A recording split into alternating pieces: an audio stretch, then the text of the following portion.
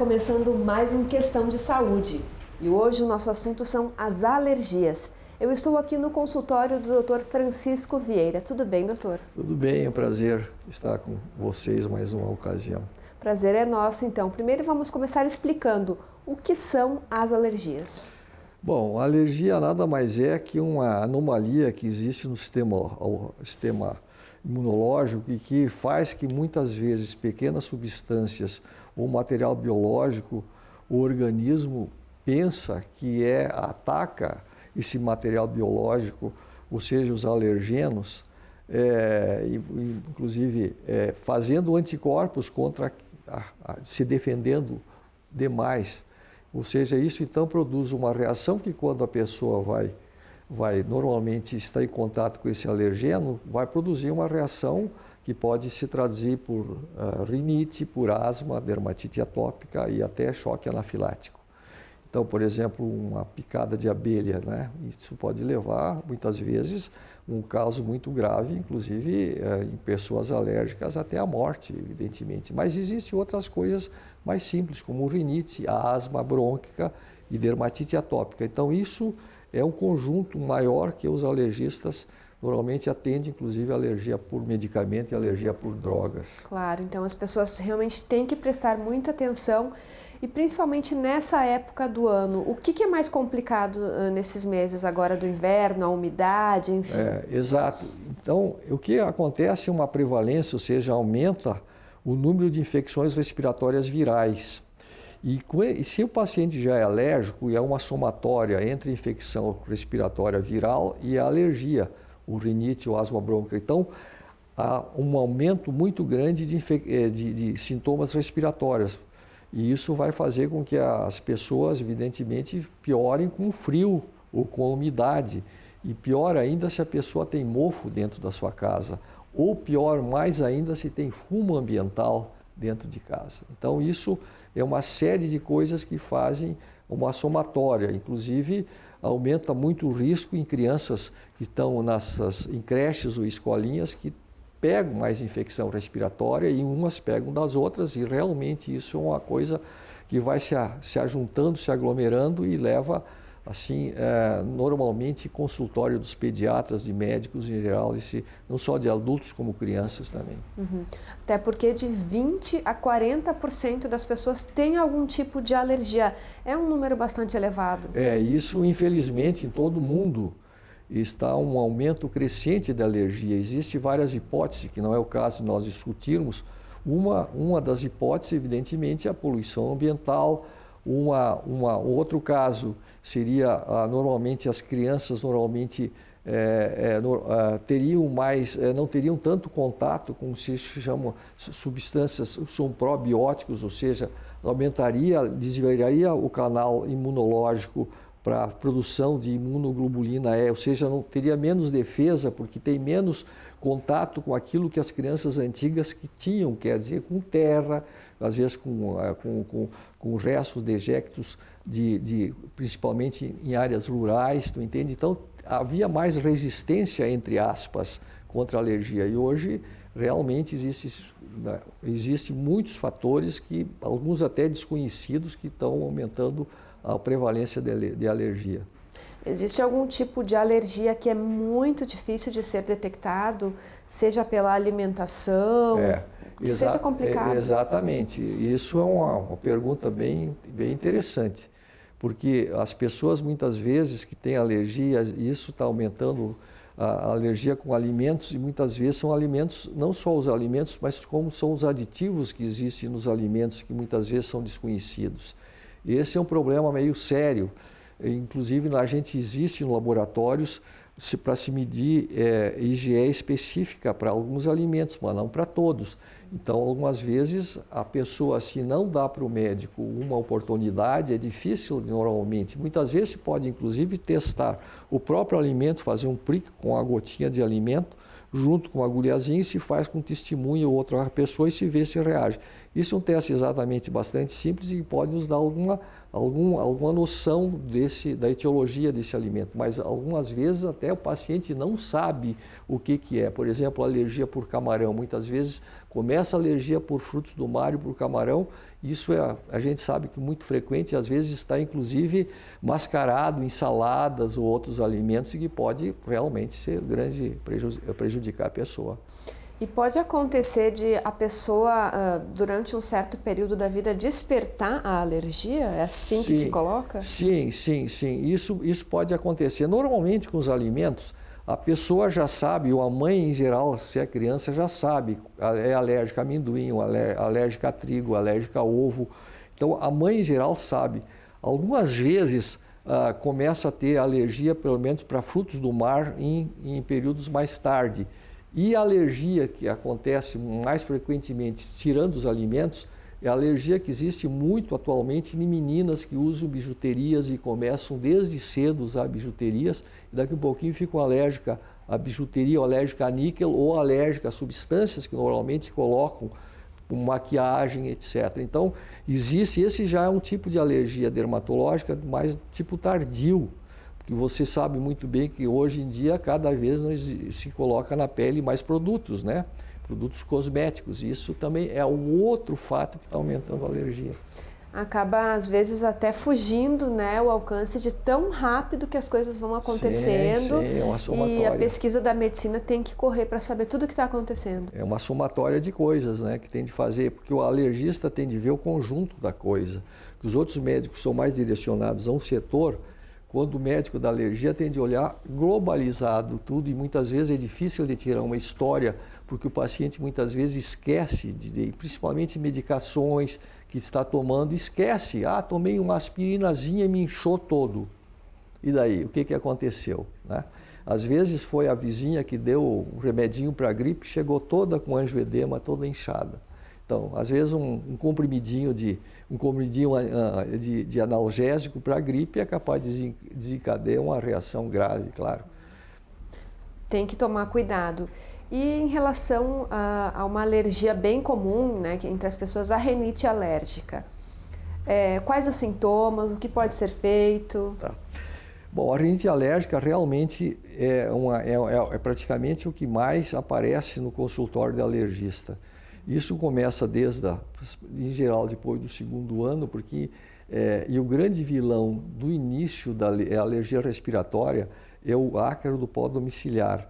Se traduz, normalmente a criança ou a pessoa coça os olhos, coça o nariz, coça a garganta, espirra, tem obstrução nasal, tem muita coriza e algumas pessoas desse tipo que têm rinite alérgica possuem asma brônquica também, cerca de 10%. Então, isso pode se conjugar esses dois fatores e aumentar os sintomas, evidentemente. Mas como diferenciar? Como saber se tem a asma brônquica só com o exame? Ou tem algum sintoma? Normalmente as pessoas que têm rinite alérgica algumas podem ter asma brônquica associada. Normalmente a pessoa já tem chiado à noite, ou já tem tosse à noite, ou tem dificuldade respiratória, principalmente quando faz exercício físico. E quando faz exercício físico no inverno, piora, muitas vezes tem tosse, tem apertão no peito, dificuldade respiratória, começam a ter muita tosse à noite.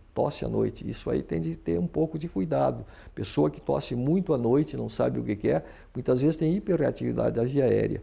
Principalmente depois de uma infecção respiratória viral, que se soma. Tem que ter cuidado. E em relação às pessoas que têm animais dentro de casa, do apartamento, tem que manter uma higiene total? Né? Sem dúvida.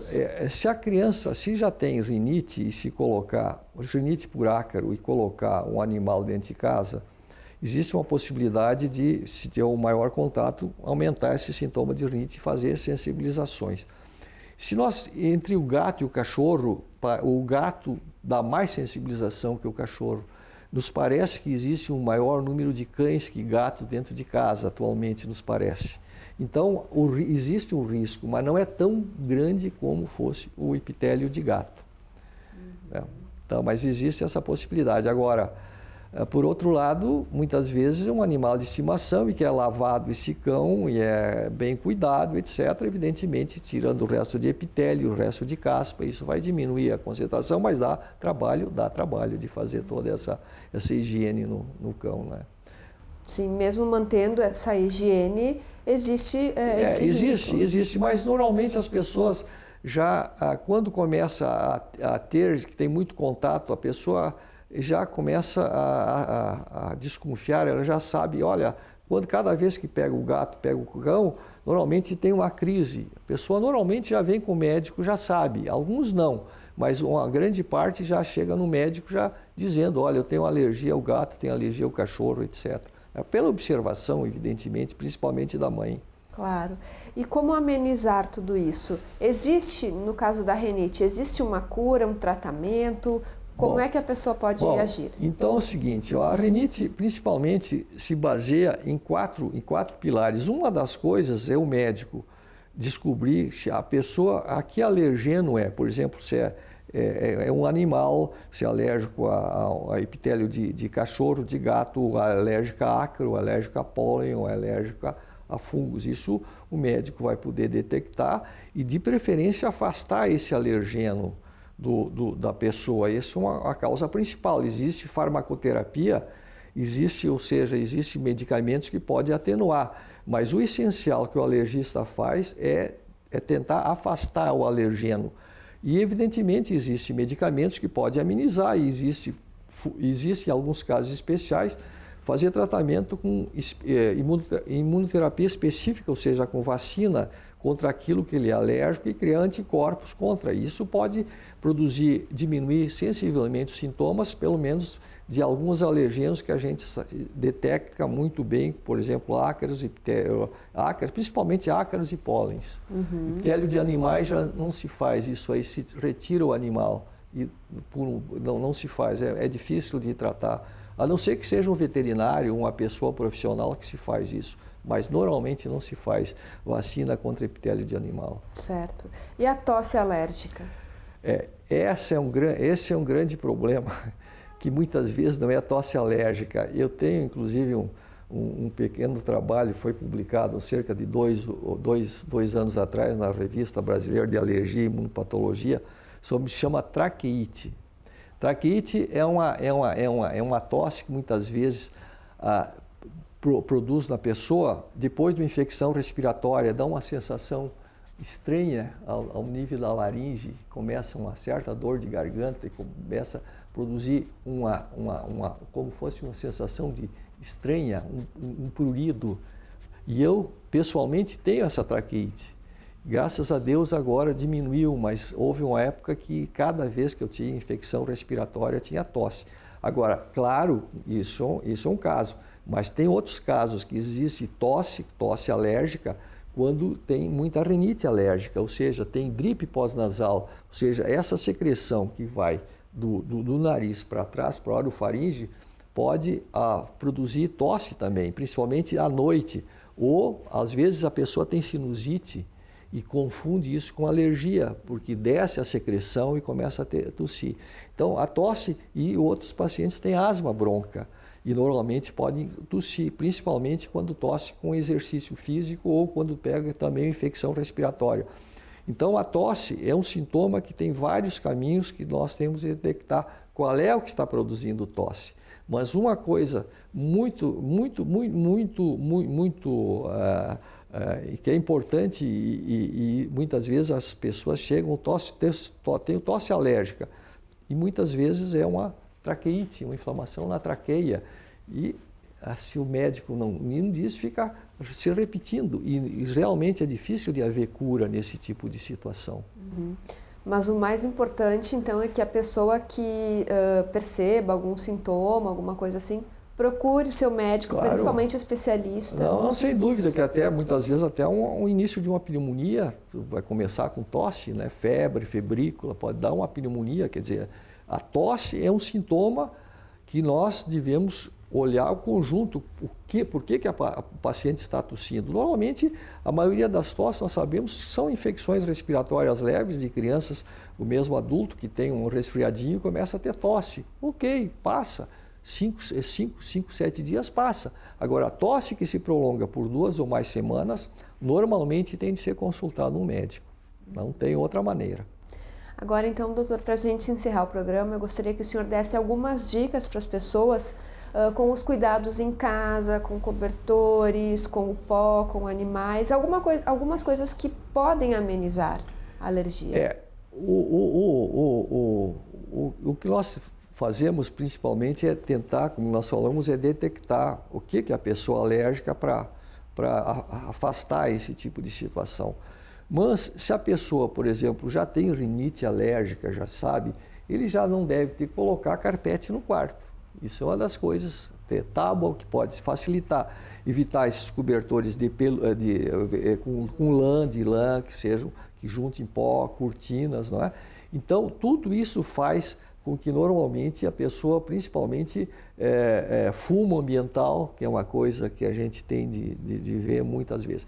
Então, nós temos na alergia, inclusive, cobertor, existe a indicação de forrar cobertores com tecido antiácaro, para evitar que tenha esse contato com ácaro, e a limpeza diária com pano úmido, ventilar o quarto, ter sol e ar. Então, são coisas simples que se faz, diferente do pólen. Infelizmente, o pólen, nós temos na nossa região aqui, cerca de 14% de prevalência de polinose, esse estudo que nós temos, e algumas zonas do estado, mais ainda no lado da produção de soja com azevém. Isso é difícil porque normalmente nós estamos no meio externo, isso durante a primavera pode atacar o olho, o nariz, a garganta, e algumas pessoas têm asma só durante a primavera.